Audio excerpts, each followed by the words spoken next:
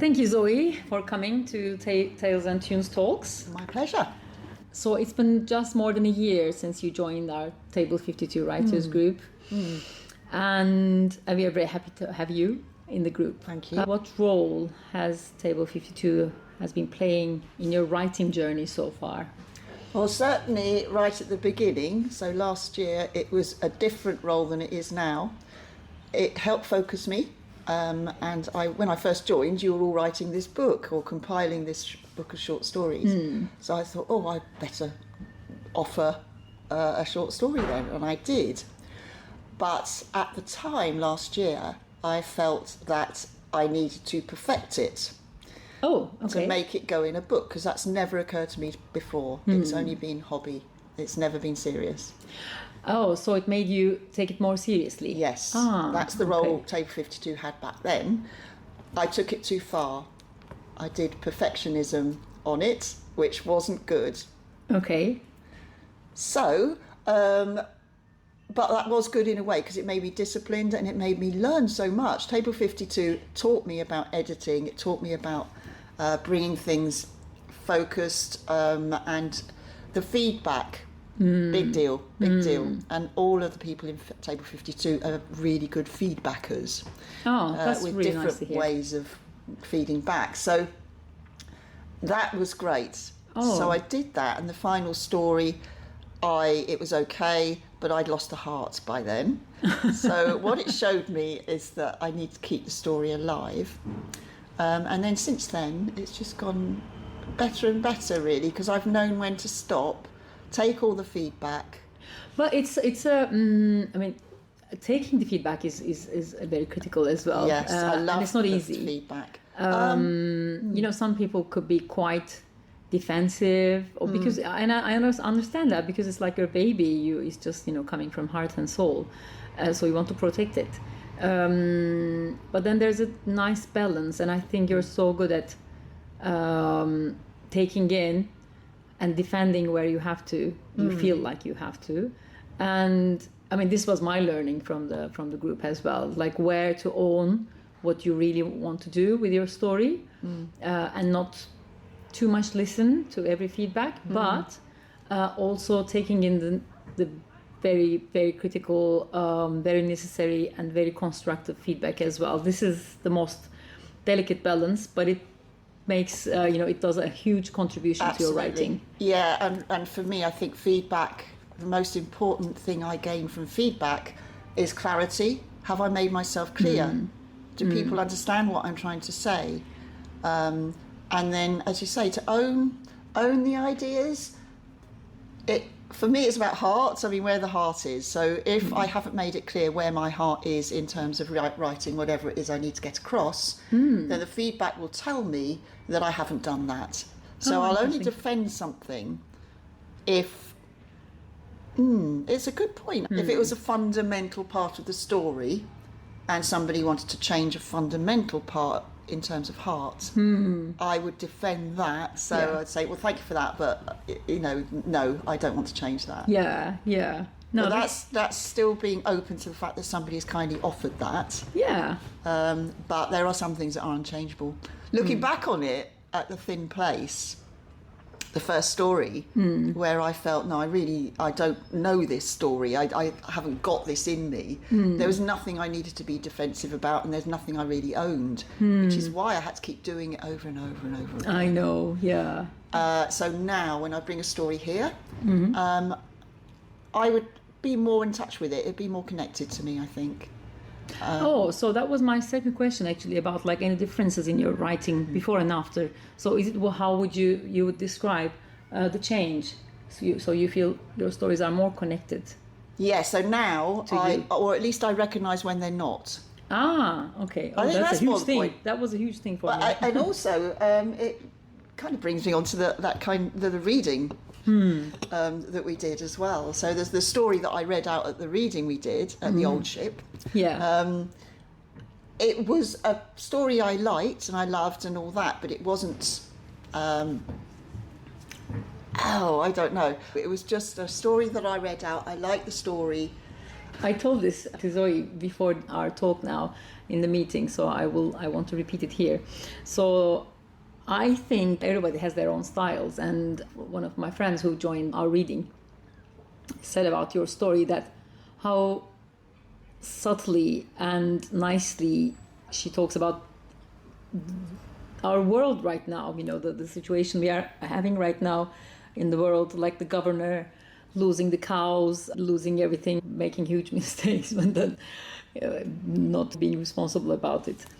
Not every story needs to be touching some deep places. It's quite funny that, because I never saw any of that when I was writing it. It just got written. It just came through. It got written. I think it was as a result of an exercise I was doing and a few prompts that I'd been given. I think, okay. Bell and 2 other words. It was a 3-word prompt. Okay. So I didn't think anything about that.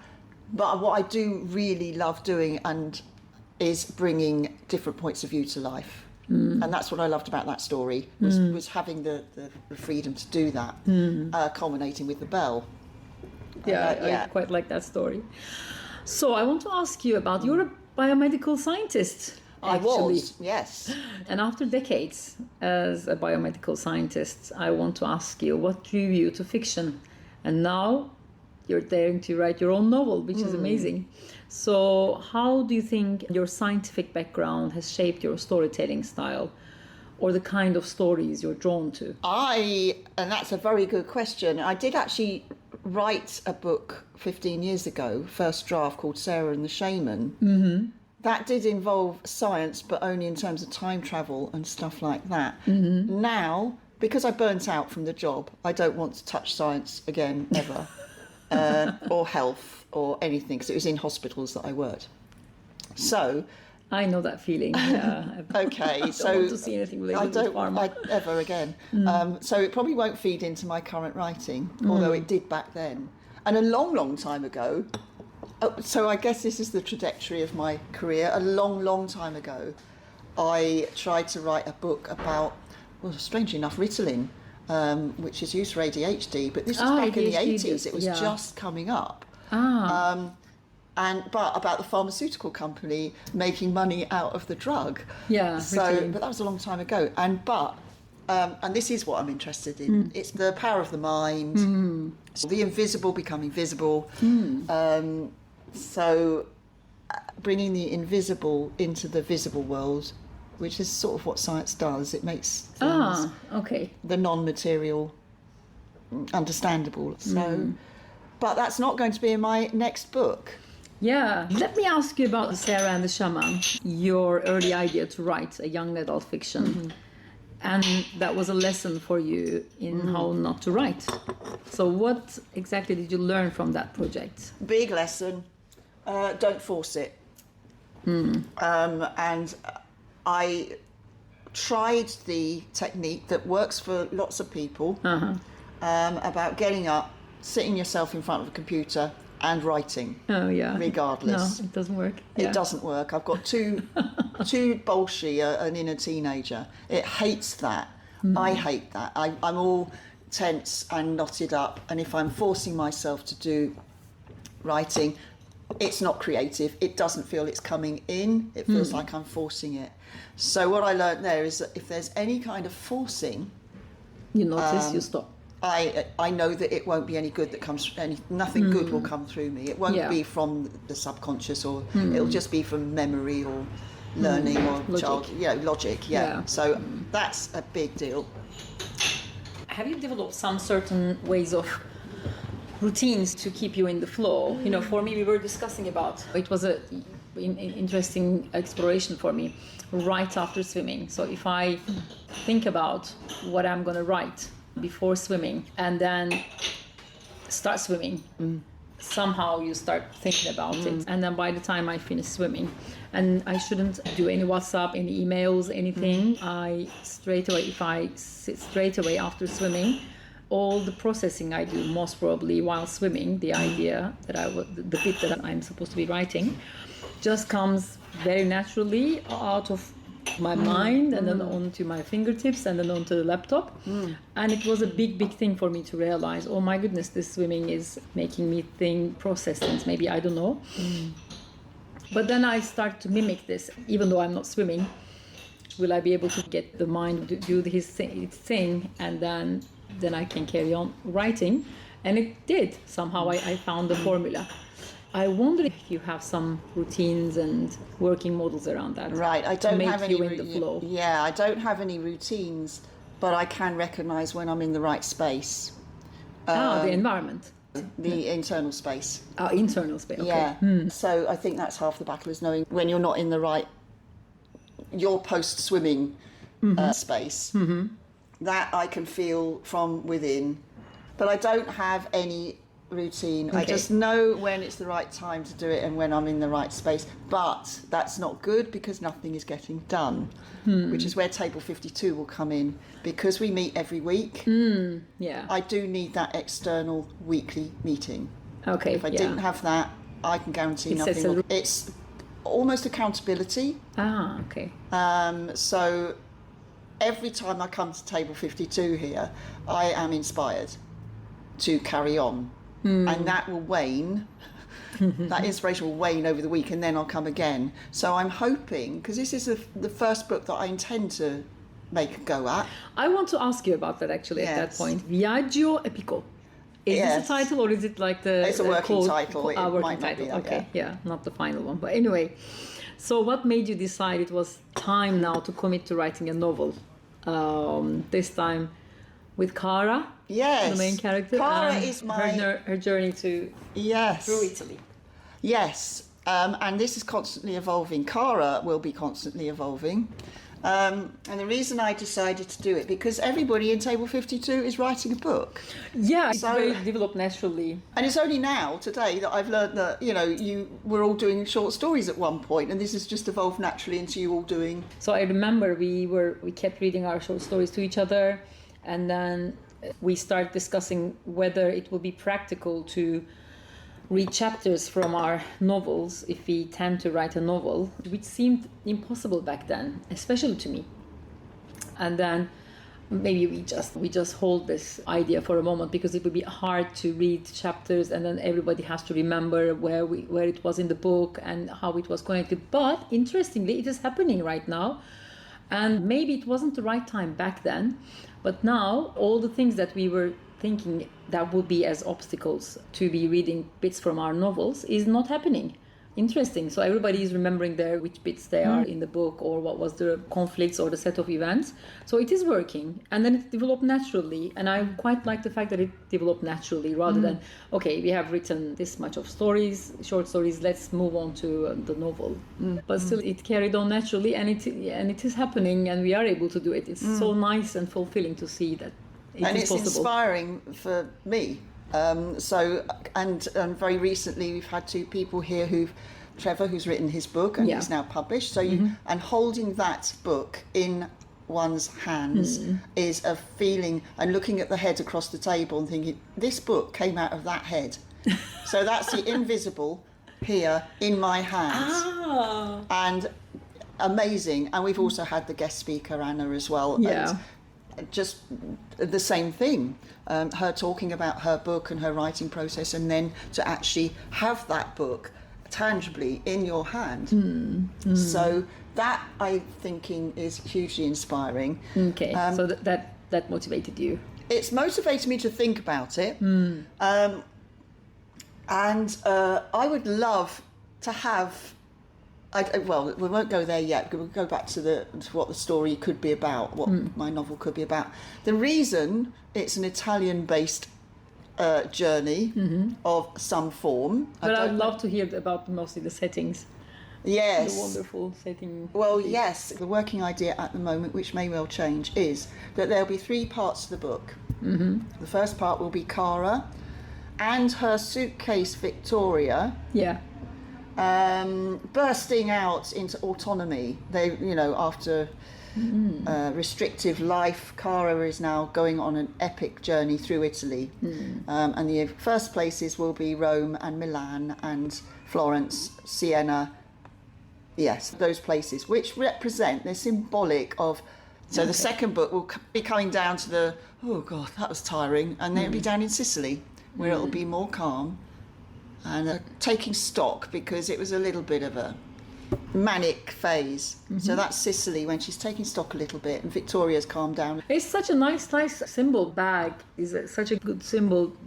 Bags carry things. People including all the previous baggage as well, to a certain extent. Yeah, or you can, I don't know, make a clearance from time to time. Yeah. So Victoria is the one that will be evolving throughout. And then finally there'll be the Orient Express from Venice, or ending up in Venice or Bolzano, not sure. But that is where everything comes together. That structure might change, but the point is, and I think this is what is important, because I think Victoria, she's more than just a plot device. She's probably going to be symbolic. And the Italian side of it is because I've been learning Italian. I love the language, which is why I want to write about Italy. I want to go there at some point. Okay. I will write the first draft, then I will actually travel in Kari's footsteps and rewrite the second draft as I go along. I love that.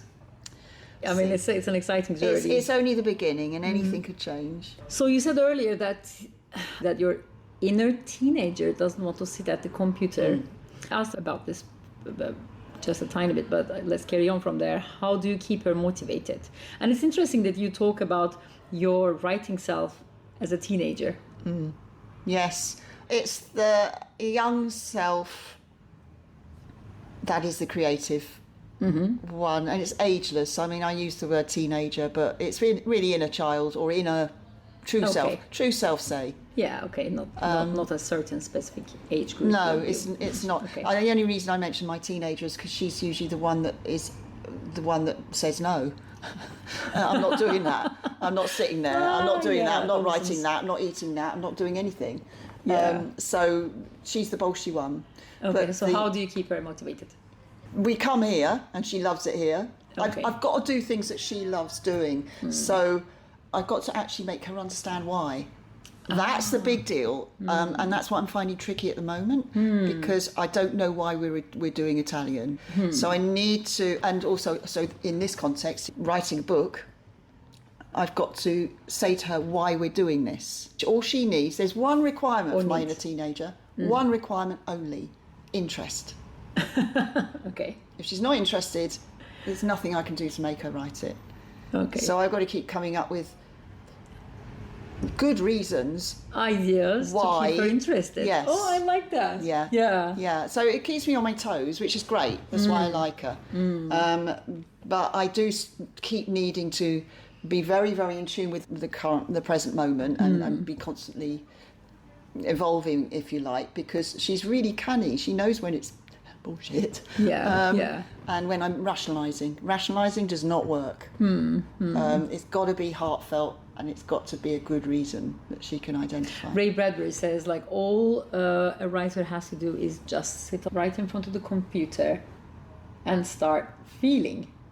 I mean, to me it was a bit of like, because I'm not that person like, okay, let's start and be carried away with emotions. I don't like that. I really want to know where I'm going. I'm really... So it wasn't appealing to me. But the more I wrote and the more I delved into this world, I understood what he meant. And it's the hardest thing. Not easy.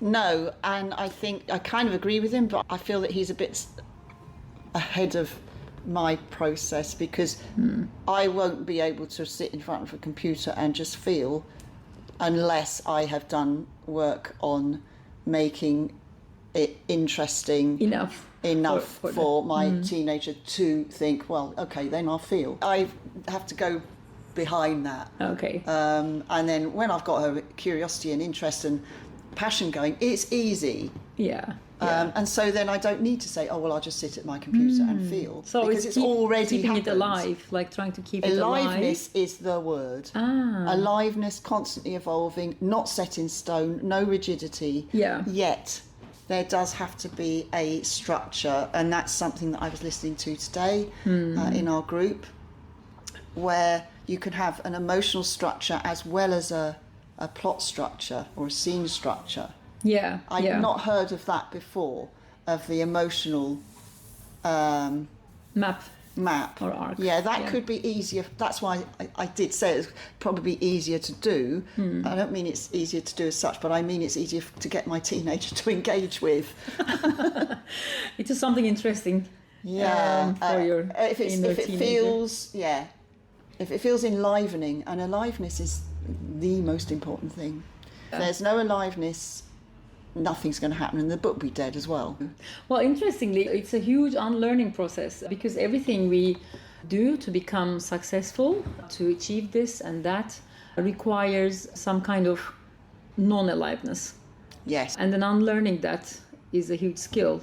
But still be in target, or not target, but still on the move towards the things that you really want to have. It needs to be structured to a certain extent. It needs to be both.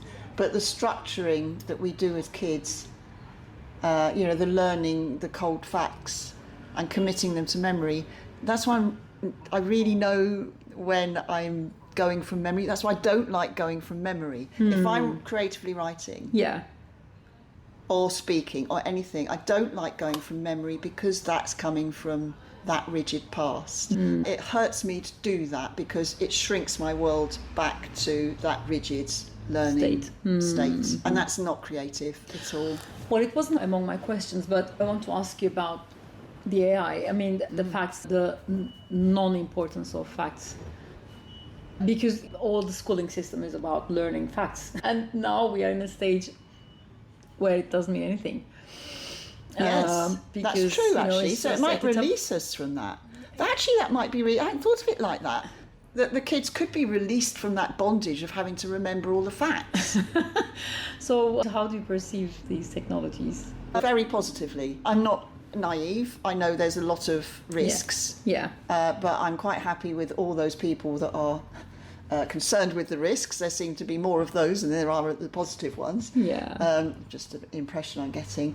I am welcoming it with open arms, because I'm aware that people, as I say, people are aware of the risks and they can deal with them. I don't need to be scared about it.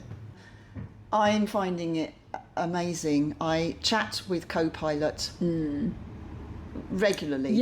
Copilot is your go-to and that's just AI. it's just the Microsoft 365 thing. And my inner teenager loves It's Copilot. Interesting enough for her as well. Yes, because it's got access to every single thing we ever need to know. So we don't need to remember it. I think it's lovely. just using it as an assistant and a companion. A co-collaborator. As long as this is where the risk comes from. As long as you are the main... It can't do anything without me. And it will never lead. But people are like, I think this is the risky bit for me. People are like, if they are not aware of what they're doing and not seeing it as an assistant, but something, I don't know, this is the thing. So humanness is still very, very important. And it's probably going to get really a lot more sticky, because what makes us human and AI at the moment is the fact that AI is not tangible. Hasn't got a body, but they are making bodies. So no, I told you, £7,000 was it? You are able to get one. Well, in 20 years' time, it will be a really good one. Oh, it'll be no, sooner.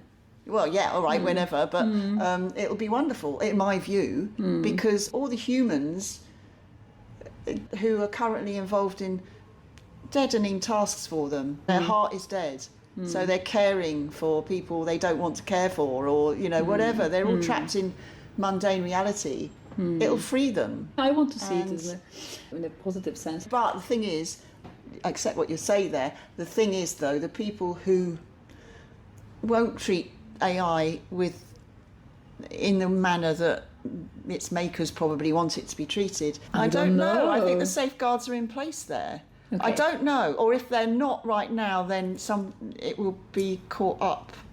So looking ahead, I want to ask you, what would feel like a win for you with the so-called Viaggio Epico for now, which might change.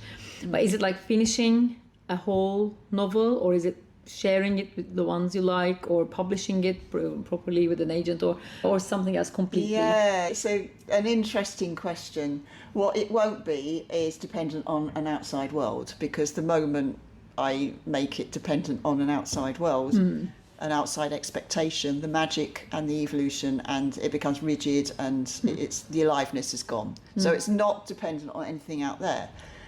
However, I have to say that at this point in time, holding Trevor's book, melted your heart. the magic of that, the magic of materialization of an idea, a tiny little seed of an idea, as this is right now, Yeah. I think that would be wonderful. So perhaps I would say that would be a marker of success, even though I don't like that word, but it would be completion. I would prefer completion. Okay. Yeah. So it's not about whether that book sells or not. I wouldn't be interested after that. It's whether, here's a book, people I love have the book, they can read it if they want or not, it doesn't matter. I would like it to be, I don't want it to be miserable, but I do want it to be realistic. I really want to interview you again once in 1 year time. Hopefully. Oh, yeah, well, that's another motivation, isn't it? Do you hear that, inner teen? Yeah, and then see how you look back on to the experience of your writing the novel. Actually, this could be really useful. Thank you so much, Zoe. That was such an enjoyable talk. Thank you, and I got my lovely points from that talk a lot. Hope you enjoyed it as well. I did, and I think it's very motivating as well. So thank you for that. Thank you.